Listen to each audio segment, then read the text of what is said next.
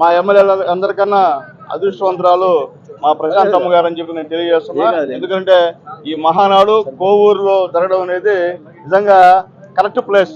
ఎందుకంటే ఎవరైతే ఈ ప్రోగ్రామ్ ని ఆర్గనైజ్ చేయగలుగుతారో ఆ నియోజకవర్గంలో పెట్టడం నిజంగా స్టేట్ పార్టీ వారికి మనస్ఫూర్తిగా అభినందనలు తెలియజేస్తున్నా.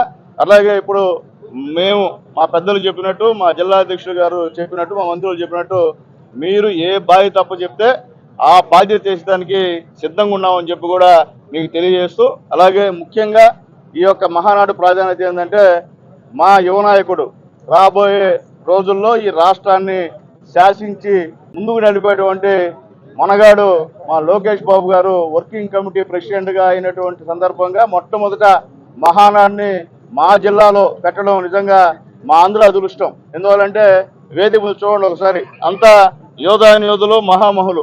వీళ్ళకి మించిన వాళ్ళు ఎక్కడ కూడా రాష్ట్రంలో ఇంత ఆర్గనైజింగ్ చేసే కెపాసిటీ ఎవరికి లేదు. ఈరోజు రాజధాని ఉందంటే మహానుభావుడు మా నారాయణ గారు. ఈరోజు దేవాలయాల్లో ఎప్పుడు లేని విధంగా డబ్బులు శాంక్షన్ అవుతున్నాయంటే మా ఆనం రామనాయుడు గారు. అలాగే మా ఎంపీ గారు ఎంతో పేదవాళ్ళకి ఈరోజు అన్ని చేస్తున్నారంటే మా ఎంపీ గారు.